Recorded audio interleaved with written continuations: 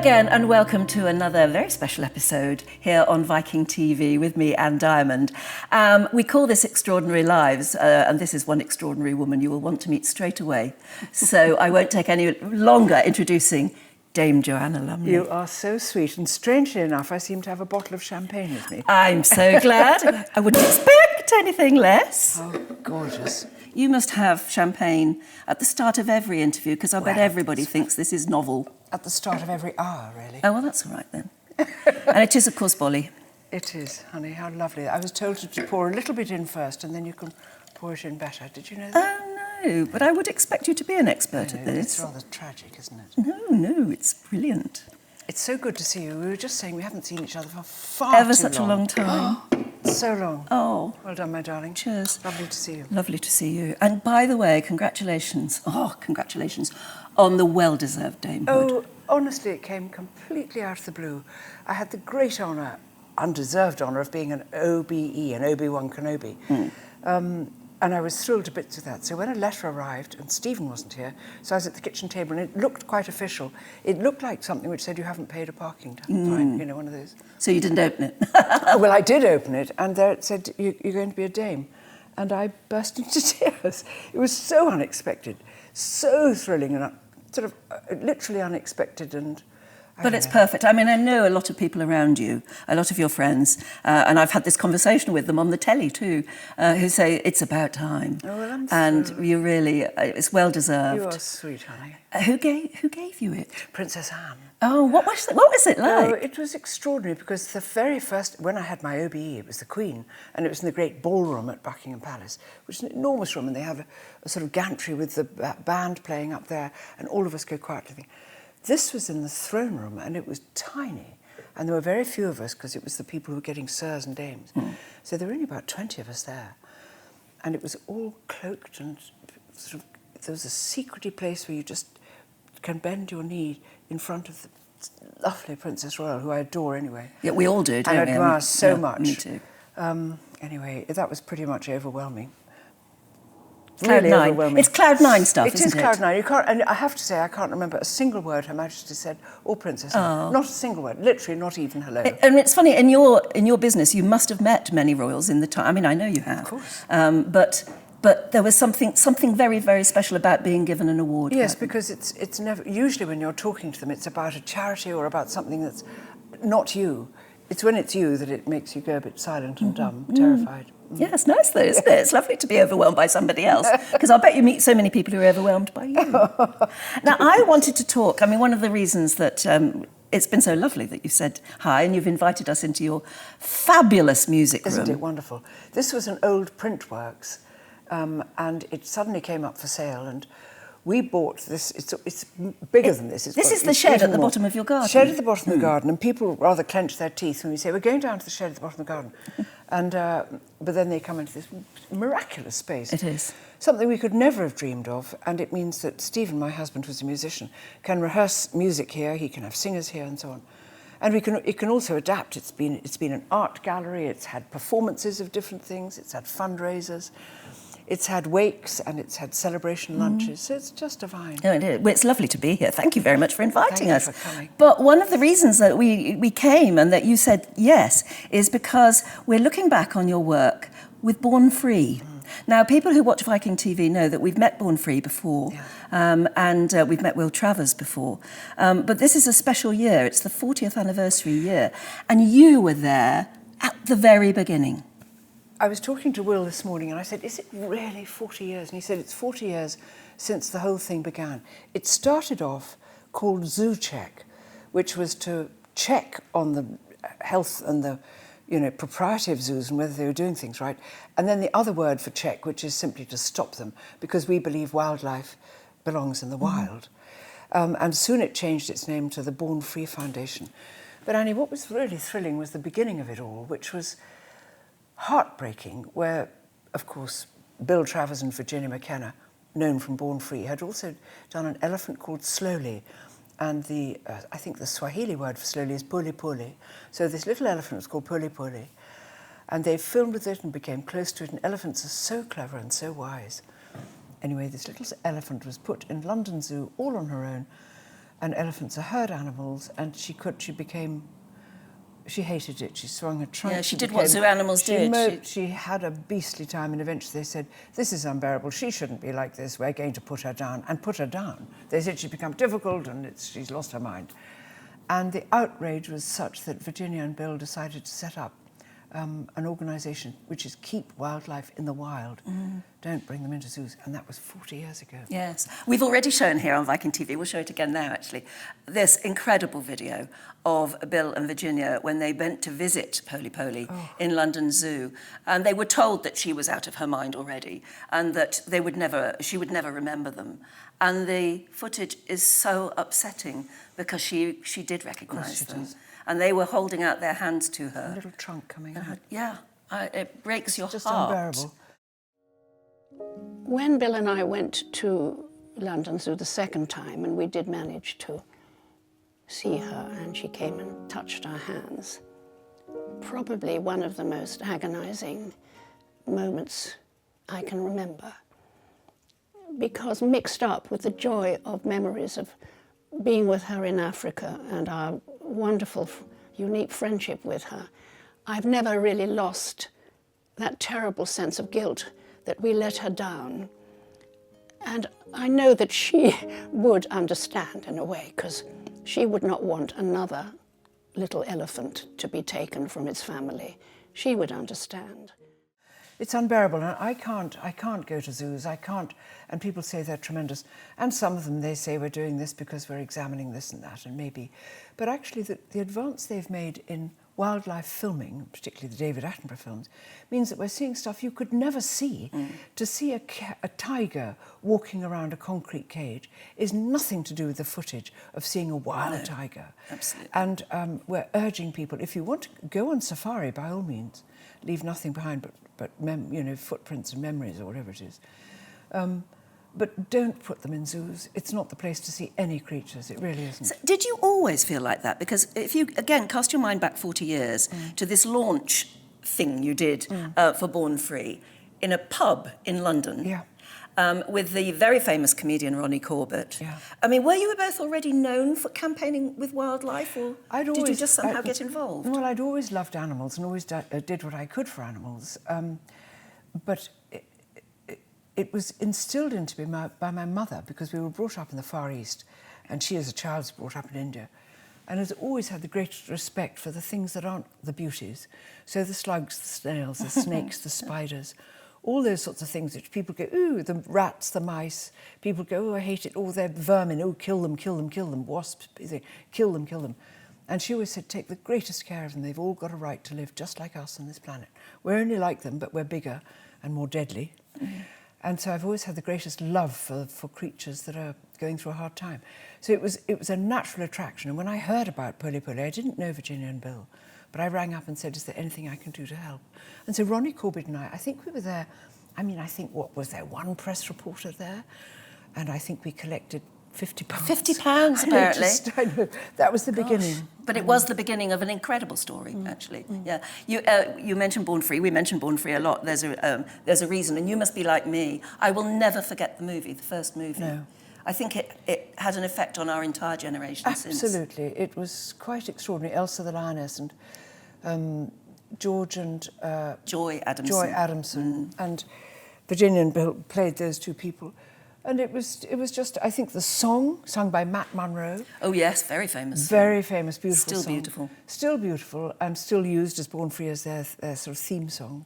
I think it affected a lot of people, and maybe for the first time people saw Africa as a real place, and not just a place where animals came from, but where animals lived.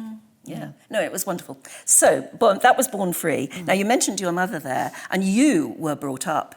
You were born in the Far East, I was born in India, and then, because my father was with the Gurkhas, the Gurkha regiments, he was then posted after Indian independence. We went out to Hong Kong for a couple of years, and then we went to what is now Malaysia for 3 years. And what brought you back to London? Because we know the story of your career from there. You came back to London, you went to the Lucy Clayton finishing school. When it wasn't, it was the Was sort it of model modelling school. school? If you were going to get on their books as a model, you had to do a mornings only for a month of the modelling school thing. which was not quite what we were doing, false eyelashes and Mary Quant, and they were doing A Touch of Modest Blue and How to Get Out of a Car Without Showing Your Pants. Set in the past, were they? But they were absolutely sweet. But you're very good at that. You mentioned that. I've seen a video of you doing that, displaying how to get out of a car. Knees together. Knees together, as a lady. And a lot of smiling. Yes. A lot of smiling up at your driver, who would always open the door for you. You never opened the door like a hoyden. You'd wait for them to be. Yeah, yeah. So, but you did do a bit of modelling. Oh, I did 3 years of it. Yeah. I was 3 years a model, and I had a ball because I'd done languages at school. I had French and German and Italian, but I loved those languages. So then to be photographing in every country in Europe and all the magazines and newspapers here in this country and working every day for 3 years. But I didn't want to do that. I wanted to be an actress. So I somehow managed to wrangle an equity card by being in a film where I was allowed to say a line, and that gave you an equity card. And then I started my acting career after that, and I was about 21. What was the first one we'd know? I know you were a Bond girl. Or at I was least a Bond girl. You were in a Bond movie. I was in a Bond movie where there was 12 of us being trained to be angels of death, Blofeld's Angels of Death, up on a high mountain top in Switzerland, on Her Majesty's Secret Service. Magic. And in those days, films were so grand and so great that we were out there, even though we all had small parts, we were just this people, we all had 1 or 2 lines. We were there for 2 months. Those are the days when you went on location and it was the business. Now you can have a name above the title and only do 2 days' work. So it's extraordinary. It's all changed. Oh, it must have been good fun. Actually, London in those days must have been good fun. It was tremendous. It was kind of the 60s. This was maybe late 1968, 69 when we made that film. And London was, swinging London and everything. It wasn't all quite as adorable it's made to be, with dolly birds and, short skirts and things. Because a lot of it was quite frightening, quite hard work. A lot of people didn't really approve of all that. The rest of the country, maybe Liverpool, maybe Manchester were up to date, but the rest of the country looked at us thinking, keep your skirts to your knees, cover your arms up, what are you doing? You know what I mean? We're all dyeing our hair and racing about with coal in our eyes and being outrageous. But it was an exciting time because it seemed everybody had a chance to be what they want. Yes. The other thing it did was everybody dropped their titles and their positions. So people from the East End of London were rubbing shoulders with dukes and earls, and nobody cared. So it was a great leveller. Great leveller. Oh, that must have been very good That was fun. very, very good for everybody. I've been looking through various pictures of you, and there is a picture from a Dracula movie with Christopher Lee. Christopher Lee and Peter Cushing. I was Peter Cushing's granddaughter, Jessica Van Helsing, who'd been selected by Dracula to be his bride through eternity. Just as he was about to bite me, and he's ready to bite eyes in, I don't know, there was a bomb or something, and he didn't. So I wasn't bitten, and I didn't turn into a vampire. Well, there was no future in it, really, as a vampire. Apart from being bitten on the neck by Christopher Lee, which must have been quite a moment, you must have had some amazing leading men. Well, I have, and also the extraordinary thing is that later on in my career, then to be married to Christopher Lee in a film, extraordinary, to be married to Peter O'Toole, who as a child I'd obviously, just having left school I'd seen in Lawrence of Arabia. Christopher Lee, I'd gone from school down to Hastings to see him in The Mummy. And then to realise you've sort of caught up with them and there you are speaking to them. That sort must of be as so an equal. nerve-wracking. Well, of course it's but then they stop it being nerve-wracking. Most really good actors are completely at ease and completely adorable. And I've just got to say one of the most adorable people in the world, Leonardo DiCaprio. Yes, and I gather when the contract came, or the script, or whatever it was, and they asked you to consider the part, it actually said you have to be prepared to snog him. Yes, I said, how much do I have to pay to be in this film? No, it was divine. But that was Wolf of Wall Street. Wolf of Wall Street, and I was secretly Martin Scorsese directing, one of my greatest heroes. And DiCaprio I've admired since he came onto the scene in What's Eating Gilbert Grape. Sensational actor. I had a terror that he'd be a Hollywood brat. I thought he might be a bit sort of full of himself, and he's such a famous person. It'd be hard, because we were only 2 scenes, only 2 people in them, him and me. And we're shooting in, although it looked like London, it was actually shot in Brooklyn, because Mr. Scorsese doesn't like to fly. It did look like London. So they rigged it up to look like London. And I thought, oh God, what's this going to be like? And this darling man DiCaprio, he's utterly courteous, a proper actor, runs lines, hits his marks, takes direction, was courteous to the press who are hiding in bushes and trying to take pictures, just said, guys, could you just leave us? We'll just do this scene, then you can take pictures. I mean, immaculate, adorable, really, really sweet. So that was a thrill. Yeah, but it was a proper kiss, wasn't it? No. Well, I was playing his aunt, so it wasn't a really sloshy kiss. It was as Well, though... he was trying it Well, on. he was out of his mind on drugs and trying to persuade me to take money in bulk to Switzerland. And he thought I'd be blameless because I was a piano teacher. And he was married to my niece, and I thought he was all right, but I could see that he was on drugs. So it was quite a tentative kiss, but it was a kiss. A kiss, nevertheless. And it, yes. You have kissed Leonardo I've kissed DiCaprio. DiCaprio. I bet you've kissed a few others. I've kissed many people. Yes, really. yeah. Kissing. I'm just a kissing machine. Well, absolutely. Yeah. It sounds wonderful, though. I nearly married Ken Barlow in Coronation Street. Oh, that's true. But I had to say, no, I think Coronation Street is dull. I said, please don't make me say that unless it's in the script. Well, what did you know at the time? But the New Avengers was waiting for you. Yes, I didn't know that, and that changed my life completely. Because up until then, you've been in things and you've done stuff, but nobody really knows your name. They say, sorry, what's your name? But to do the New Avengers, I could feel that my life was going to change because, good or bad, people would know my name. Yes, yeah. And of course, we knew you as Purdy. Yes. And the haircut. Sure, I mean, sure. I will never forget that because everybody in my peer group wanted the Purdy haircut. Because everybody, like now, had got long hair. Yes. Long, so you long actually hair. broke the mould, having a Yes. short haircut. Yes, they were cross about that. They said, don't cut. No, if they don't. They said, you can't have a heroine with short hair. I said, No, but you were feisty. I know. Yeah. And I can't remember whether it's to do with Purdy, the New Avengers, or somewhere along the line you had a part where your hairdressers, you had two hairdressers in charge of you. One was John Frieda, and the other was Nicky Clark. Well, John Frieda was the sort of make-you-learn. He was a sort of junior trainee hairdresser at Leonard's when I wanted my hair cut short. And holding the Kirby grips was Nicky Clark. They were both just juniors. I thought they're both mega names in the isn't world it of thrilling? hairdressing. Isn't it thrilling? And they were both helping you invent that Purdy cut. Absolutely. Which my mother used to say when I wanted it. My mother used to say, look, I'll just put a saucepan on your head and cut round it. There was a bit more to it than that. And then, fast forward to Patsy, which is why we're here, by the way. Chin chin, my Chink. darling. Thank you. Patsy will be forever with you. And I adore her. I do adore her. I'm not her, but she belongs to me, if you know what I mean. Yes. How much comes from the writing of Patsy, and how much comes from you? Well, Jennifer's the most brilliant writer, but also the most generous one. So in rehearsal rooms where we'd just cry with laughter, we'd invent more and more extreme things, extreme bad behaviour, extreme things like Patsy having no innards because she'd abused her body so much with drink and drugs and so on, that they'd had to remove all her internal organs. The fact that she was brought up like an alley cat in Europe, was a sort of Euro trash kid. Nobody knew how old she was. We think she was jolly old. And she was sort of adopted by the Monsoon family and became Adina's best friend.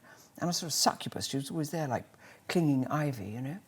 And the two of them became inseparable and really ghastly women. And they were ghastly, and therefore they could do anything and were terribly funny at the same time. We always ridiculed them ourselves rather than other people. So people looked on in dismay, particularly Safi, who had to put up with the whole who lot. was the daughter with the raised eyebrow all the time. All the time. I mean, yeah, as you say, brilliant writing, brilliant acting. I mean, you can't help wondering how much you're acting and how much you're just having an incredibly stupid time. Well, it sounds as though we are, but the truth is we did it live in front of an audience at the BBC. So it's a live show every week.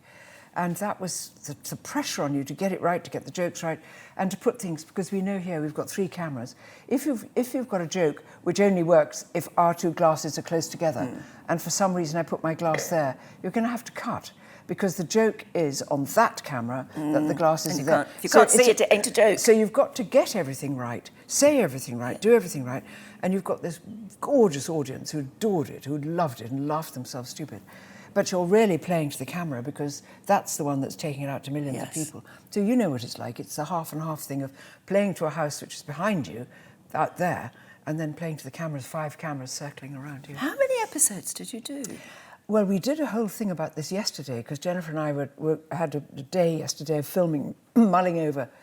We apparently did 5 series and several specials and Christmas things and sometimes a 3 and over a span of about 25 years. Gosh. Yeah. So she really has been part of your life for a long time. Yes, but we only did 6 episodes a year, and that was 6 weeks. That was a lot in and the those days, rest of the year, you're doing all kinds of other work. And of course the movie. But you don't think you're going to get any more out of Patsy, or do you? No, I don't think so, because Jennifer, it's up to Jennifer. The whole thing belongs to her. And if she's not going to write it, which she's not, There's no more of it. There's no. You know. Now, I mean, a lot of people watching at the moment will be living in America. A huge amount of our viewers are from America.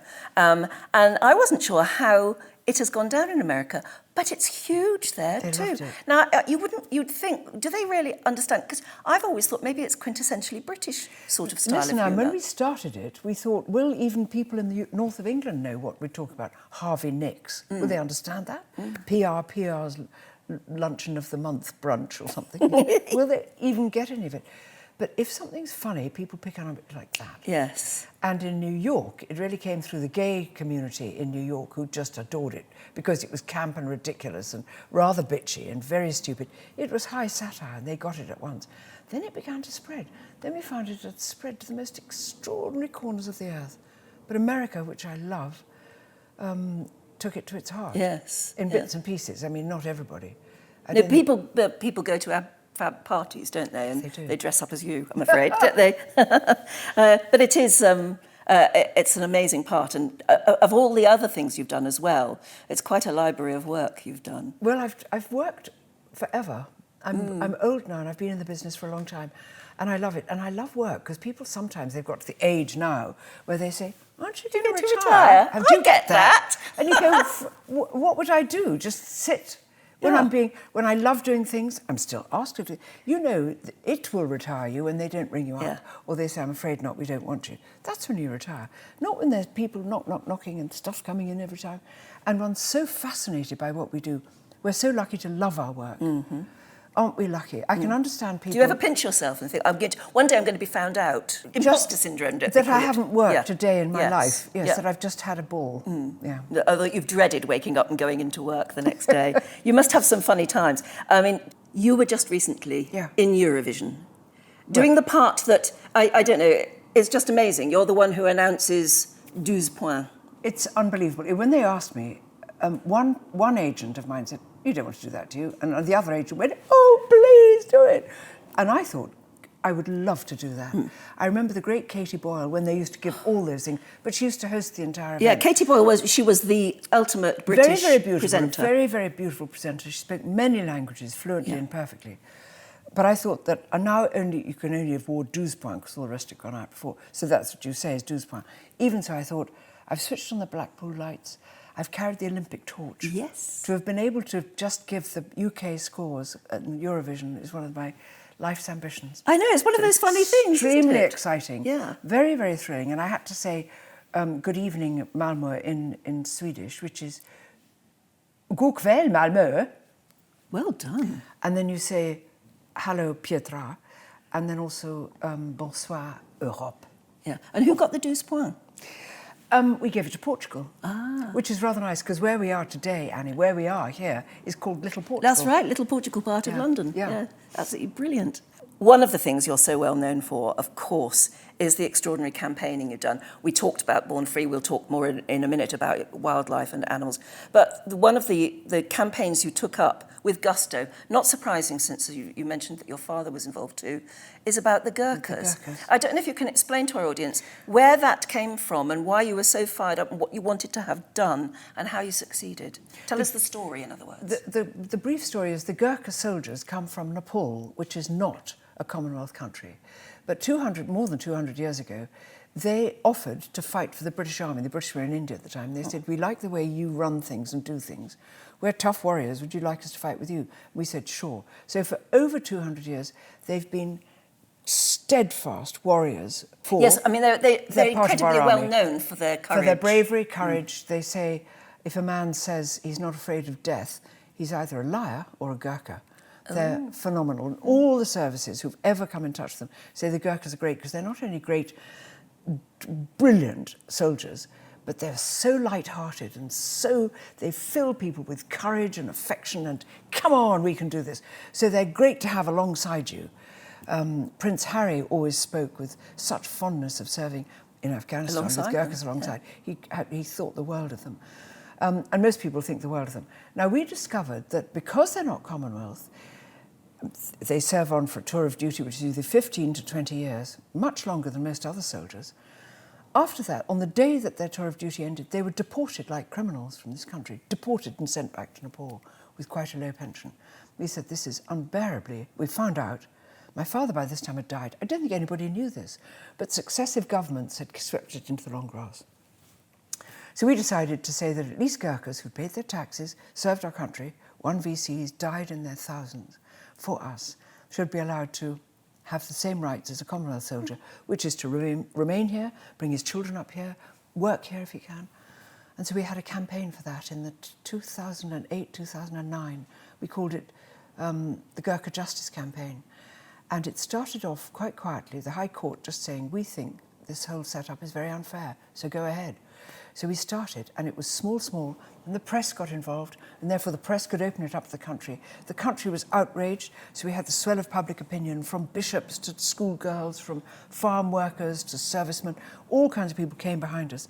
And eventually, we were triumphant.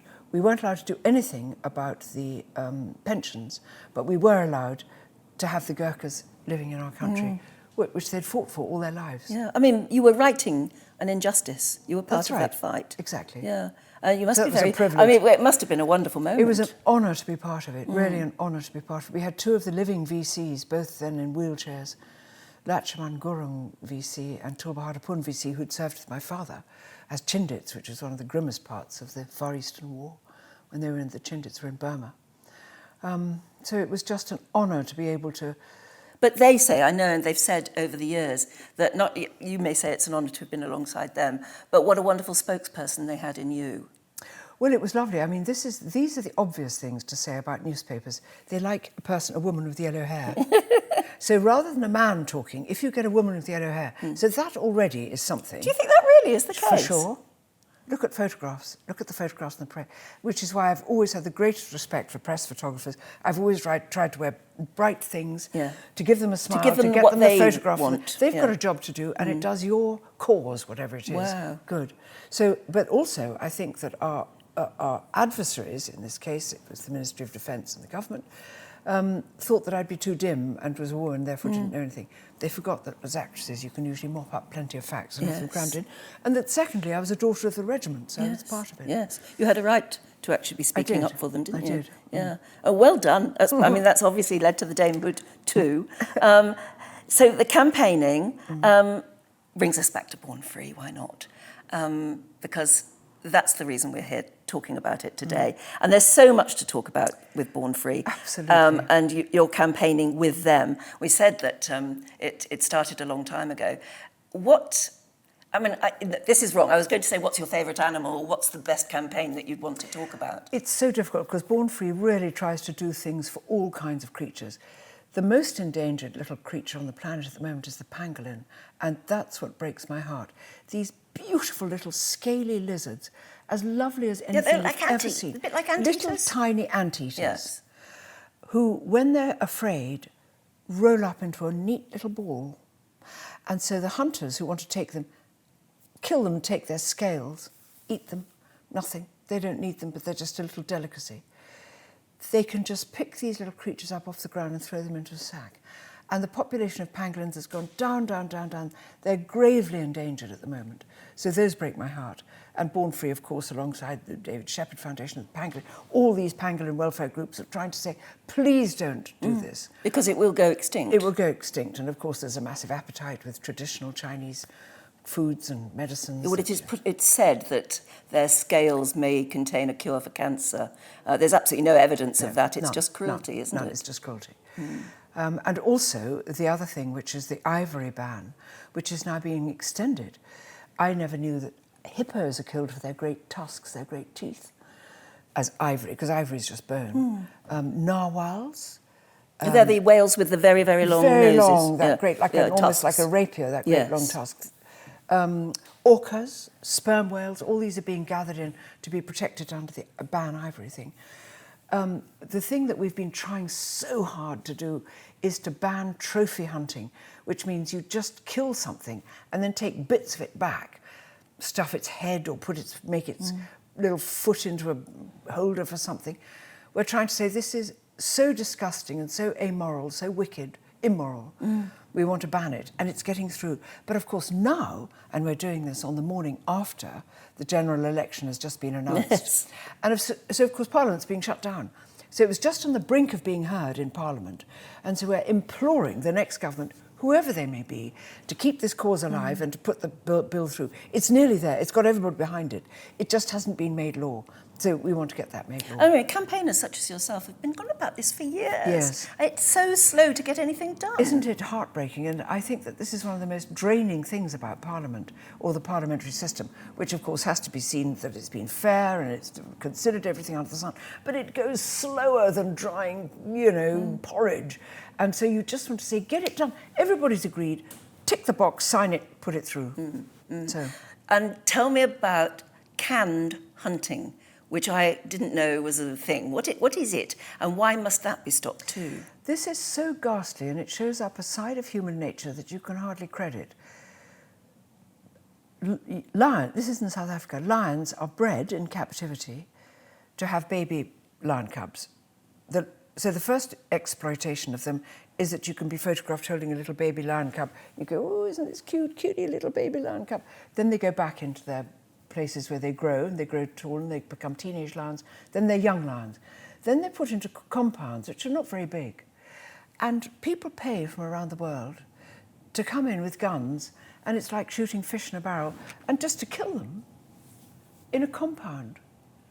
And then they're photographed looking like I'm a hunter, look at me, valiant, standing up. And I guess they justify that by saying, well, these lions were never wild lions. They've been bred to be hunted. And they say, oh, and it's important we get the money in, and there's an awful lot of flannel talked about, sort of excusing the cruelty. It's going, but, it helps pay for this and that and the other.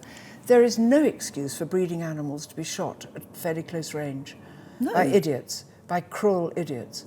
So anyway, South African government is now banning the canned hunting. But Anne, by this stage, they have already bred 10,000 lions. Where are 10,000 lions going to go? They're bred in captivity. So even if they were rescued tomorrow, they've never lived in the wild. They can't be released into the wild. Added to which, what a colossal number of lions. Yeah. What are we going to do with them? So this is where the next big scratching of heads goes. I can't think what's going to happen. And I asked Will, because they can't be put into places like Shamwari, who's been such a welcome haven for rescued leopards, rescued elephants from the Ukraine zoo, the little rescued elephants. Oh, you'll have to tell me about Shamwari. I must say, it's one thing that none of us think about, is the zoo animals who are in Ukraine who now find themselves in a war zone. I know. What is being done for them? Well, I think it was rather like in Berlin, the great zoo there. I mean, I think some were eaten, some were just put down. And I think it's the same. Will Travers, who I spoke to this morning, said that some of these animals that have been bred in captivity are so inbred and so not fit to have a reasonable life, they'll have to be euthanized. Well, that in itself is terrible, horrifying. That's a terrible legacy for humans to leave, isn't it? Exactly, I think so. Anywhere, yeah. Tell me, though, about the beehive fences. This I love. Elephants and human beings are now, because of the habitat is gradually being encroached, people taking up more and more elephant land, where the elephant said, but this is our land. And the people say, well, we've got to grow crops and expand here. They're putting up big wire fences, and on the fences they're putting beehives. When the elephants come and bang at the fences to knock them down, which they could do quite easily, this alarms the bees, and out come the bees. Bzz, bzz, bzz, who's this? Elephants are terrified of bees. So the second the bees come out, the elephants go, no, never coming back here again. Whoosh, off they go. So it's a way of corralling them, or at least putting them off going into certain areas. Exactly, without killing them, yeah. Protecting the villagers, protecting their crops. It's how nature can live alongside humankind. And that's now becoming a thing that's being built. A thing. There are things, all sorts of people all around the world are working so hard to make sure that people can live alongside wildlife. The 40th anniversary of Born Free, you had a big sort of gala event where I know you were at. And I've got some lovely pictures of you with Virginia McKenna, of course. What do you think about her? What do you think about... She was an actress. She's literally inspirational. Her life was completely turned on a sixpence when she did Born Free. She sort of gave up. She didn't completely give up acting. She continued. She's a marvellous singer. She sang in The King and I on stage. Oh, she's amazing. She's amazing. More beautiful than you can believe. Never wears a stitch of makeup. As thin as a rail, glamorous, funny. hard-working and dedicated to the welfare of animals. Utterly dedicated. She's nearly 93 now, and she's just exceptional. And so Another dame, because the picture I've got of you is Oh two my God, dames yes. together. But like me, I think she sees her damehood as something that's useful for charities. Charities are thrilled to have a dame, a princess, a duchess or something. Yes, yeah. It gives them a sense of status. So for them, I'm so thrilled. Like you, we don't use these things in real life, if you know what I mean. Have people changed their attitude towards, your dame? Do people sort of feel they ought to curtsy or something? Not as often as I'd like. Don't be silly. No, some people are a bit taken aback and think that they ought to address you in a different way. But I see it as a glorious courtesy title. Because I have to say, when it came, and Stephen wasn't here, when he came back, I said, should I accept this? He said, look, it's like somebody giving you a great bouquet of flowers. Just say thank you, how lovely. Yes. Do not say, I don't want them, I don't deserve flowers, give them flowers. He said, just be graceful and take it, and realise what an immense No, people honour love that it is. happened for you. I love that it happened. Yeah. It reminds me of a story I wanted to ask you. I heard you tell it somewhere about the Queen, and that I think you were at a dinner with the Queen, and you were trying to explain how, this is Queen Elizabeth, obviously, how she was able to put somebody at ease by the little dogs. And yes, you know the story I'm asking for. Yes, it was. It was a man who'd been serving as a doctor, a frontline doctor, and it was, I think, in Afghanistan. He'd had to see and gather up bits of people, stitch people back together again. And it absolutely rattled him. He had post-traumatic stress disorder. He was invited, because of his fine work, to have lunch with the Queen at Buckingham Palace. And the Queen turned to him and said, how are you and how's things going?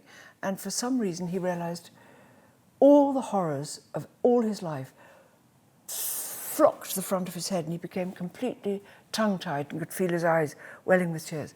The Queen, recognising this at once, said, look, should we feed the dogs? And keeping on the table in front of her, she keeps a little dish of biscuits, and she took up some biscuits and said, yeah, take some.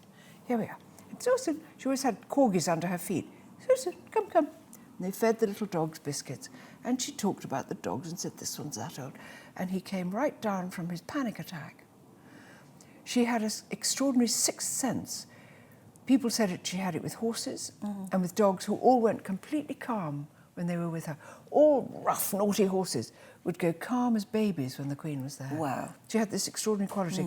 And for her to have, in all her busy life, where she's always the object of attention, you can't imagine that she's seeing and understanding the unhappiness or anxieties in others. She's spotting it all. And she had a tactic to cope with it as well. Isn't that clever? I love that. Biscuits on the table for dogs underneath. Love it. Leveller, again, isn't it? It levels people. Yeah. You've been to, I mean, I said earlier, you've met royals so many times in your life. You were at the coronation. My gosh, it was a thrill. Oh, tell me all about it. Well, it was a thrill. We all had to be gathered like sort of people, like a collecting ring before a gymkhana, on the right beside Parliament, where they put up great big tents. And it was a rainy morning, so we'd all put on our finery. We'd been up since whenever. We'd all tried not to have too much coffee or anything to drink at breakfast, because you never knew if you were going to get to a loo or not. And you were going to be in the cathedral for 4 hours, and you were going to have to sit there 2 hours before the service started. So we were all going, how will this work? They'd got masses of portaloos and things. But we arrived with umbrellas, and they said, sorry, you can't have umbrellas. So we all had to hand our umbrellas in, like Why a kind of couldn't you lost have property, umbrellas? in case we poked somebody. I don't know. Oh. Or started a war. I don't know. Boom. So we all then walked in the rain to the great abbey and sat inside, and the music and the spectacle and the splendour was utterly overwhelming. And then you could hear a rustle. They had 2 terribly ancient kind of screens where you could vaguely see something happening. You go, oh, in they come, they're coming in. First of all the people who had to come in, all the foreign royalty, all the overseas presidents, all the grand people, all gradually coming in, this music swelling. Choirs and bands crammed, shoulder to shoulder, fiddle players playing with sticking a nostril up the piccolo player's nostril. Absolutely heavenly, heavenly. And then this extraordinary rush, and the King and Queen are coming in. And I was glad, and oh, I can't tell you, it was... One of the most touching things was the little choir boy who welcomed the King to the house of God. Did you see that right at the beginning? No. One of the choristers came down bold as punch. You're being seen by billions of people around the world. And this little boy made the fine speech and welcomed the king into the house of God. Gosh, That was you pretty remember good. that, won't you? It was magnificent, and it has Adored it. continued to be, hasn't it? The odd thing is because of security, outside, where usually out go the king and queen, crowned, robes to kill for, Yeah. absolutely, the whole place abuzz. Utter silence. Parliament Square, there's nobody there. Nobody was allowed there or in Whitehall. Oh. They were all up in Trafalgar Square. So they came out to a deafening silence. Because we didn't realise that, because we were Because you watching saw them, on the TV. and you could hear the crowds saw them, behind, and all yeah. that, and quite a lot of the reporters were now positioned up in the Mall to see the splendour going past and so on. But outside, quiet as Gosh. very odd. Yeah. Very But odd. what a lovely day to have been part of. Yeah. Now, we'll come on to what you're doing at the moment. You're doing so much travel work. Did you ever think, I mean, was that planned, or did it just Never happen in by a million accident? years. It started off long, long ago to follow the great story of the White Rajas of Sarawak. And because I'd been born and brought up, well, I was born in the Far East and brought up in Malaysia, Malaya, which is where Sarawak is now linked with, they thought, you'd be good at doing this, talking about it. And I went up river in tiny boats, slept under shrunken heads in longhouses, and I loved it. And then I think my name became, so instead of just an actress, that becomes an additional Yes. thing. Well, you were clearly good at it. You see know how something. we're put into boxes Yeah. of things we can do or can't do, and they, so never been offered Shakespeare because I'm not in the box. That's all I wanted to do. Anyway. Oh. But so then I did the Northern Lights, and then gradually I did, with Clive Tallow at Burning Bright, these great journeys, following the Nile, following the Spice Road, following the Spice Trail, the Silk Road, Trans-Siberia, all around Greece, all of Japan. I mean, it just went on and on and on. The Northern Lights. Any travel reporter I've ever spoken to says it's nowhere near as glamorous or as easy as it looks. It's tough as tough, and Yeah. they're very long days, usually 14-hour days. There are And you only don't 6 have of a us. great, exactly, you don't have a great caravan with makeup and No, lights and you everything. do all that yourself. Yeah. So you roll up your clothes, and sometimes you're doing your face in the morning by candlelight, which is why I quite often come out drawn like Mickey Mouse. Quite cute. And you have to sometimes you stay in a lovely hotel, sometimes you stay pretty rough, sometimes you sleep on the airport floor. But I love it because I've Have always you really loved done travelling. that? Have you really slept on Oh the God, airport yes, floor? when you're waiting for an overnight flight which has been cancelled, in the middle of Uganda or somewhere. Yeah. You're not a dame then, are you? Just a body on the just no floor? body, darling. Gosh, that's difficult. Okay, but I mean, is there anywhere you really still like to go? Well, I'm in the middle of doing something now, which is following the Great Danube, one of Europe's longest river, if you don't count the Russia. Extraordinary place. They're starting in the Black Forest and so we're coming through Germany, Austria, Slovakia, and now it's just about to go off to Hungary and Romania, where it goes into the Black Sea. But all these around and around and around, we don't just follow the river, we do all the stories linked up with those countries and unexpected and amazing people. What I love most of all about it is meeting people around the world and realising we're all the same. Administrations and governments are different. All the people are the same. Chinese, Russian, Kenyan, Mississippi, Actually, and Bolivian. when I think about it, you're probably also going to places where they literally do not know you. Oh, masses. You're just a posh English lady. Just an old friendly granny. And they just are courteous. The poorer people are, the more courteous and more generous they are. They'd give you everything. If they've got nothing but this, they'd give it to you with the greatest honour and pleasure. They make you the best little sand seat in the house that they've got. They'd give you the only bowl of yogurt that they've saved from their goats that day to feed a family of 4. They'll give it to you. Has that actually happened Oh, to you? yes, in the Sudan. I mean, I've been bowled over by the kindness and sweetness of people wherever you are. Strangely enough, richness makes people a little bit scrimpier, and I don't know what it is. So my thing in life is to keep money rolling and keep it rolling. Nature abhors does a that mean vacuum. keep spending it? No. Yes, it does, darling. It means spend it. Nature abhors a vacuum. Out it goes. Yeah. Whoosh, in comes something else. If you spend it on the right things. If you spend it on yourself, sorry, you'll be poor. If you spend it on the right things, it comes back in. I don't know why, but it does. I think you've said once that kindness is your religion. It is. And I love to, over a door in a beautiful bookshop in Paris called Shakespeare & Co., which sells English books. I was filming there and I looked up and over the door they had written, "Be not inhospitable to strangers. lest they be angels in disguise. Ooh, I like that. Isn't that That's good? Yes. So treat everybody That's a good mantra to as have, if isn't they're it? angels Yeah. when you meet them. Where is on your bucket list? None, nothing, no bucket list. Literally, I'm in the middle of travelling at the moment. I'm following the great Danube as she travels through all her European countries, from the Black Forest in Germany, where she rises, where incidentally they make the cuckoo clocks. Cuckoo clocks do not come from Switzerland. Orson Welles, bad boy, doing that speech in The Third Man. Do you remember? He made that thing, after all this time, Italy gave us everything and so on. And that was after 500 years, what does Switzerland give us? The cuckoo clock. And I was always furious. Anyway, so I've corrected Well, I'm glad that. you can So now put I the can record say, straight. from Yes. Black Forest all the way through Austria, Slovakia, Hungary, Romania, down to the Black Sea. So I'm in the middle of doing that. But how can you not have a bucket list of somewhere you still Because really I'm- want to go? Where? Australia, Tasmania, New Zealand? I've been there, but I've been there, done that. I've not done that, but going back again there. Yeah. Far East vaguely, but lots of Far Eastern countries not done. But life, when you get to a certain age, here's life coming. I'm here, and then soon it goes, goodbye. No! It does, darling, it has to, in real life. And so when you get up here, you look around and go, wow, this has been fantastic. But I don't want to spend the rest of my life travelling away from everything I love. My garden, which you've just waded through. Which because is gorgeous. Yes, but it's literally, it's a wilderness. It's lovely. And I like gardening, and I can't garden because I'm always working. I've got beloveds, and I never see them because I'm always working. I've got stuff, and you think, much as I love work, I just want to have a little bit more going to visit people who live in Herefordshire, going to stay with people who live in Somerset. So when people say to you, why don't you retire? It's not retiring, but it is doing things a bit more in your own way. To your own timetable. Or just doing fewer things. I just do too many things. And also they all crash, and everybody changes their dates. So then it all comes into a kind of crashed iceberg, Titanic situation. And that's just stupid, because then you have no time for anything. How does that all fit in with your lovely husband? I don't know who he is anymore. Maybe that's the secret. There's another thing I forgot to ask Yeah. you about, and that's we are both godmothers of Viking ships. What is your Viking ship called? Mine is the Viking Venus. And mine, I think, is the Viking Odin. It was one Yeah. of the proudest days of my life.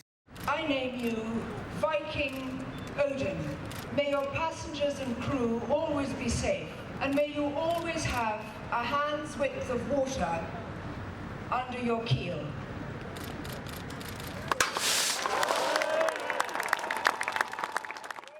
I didn't even know ships had godmothers. No, and I didn't realise quite how solemn it is.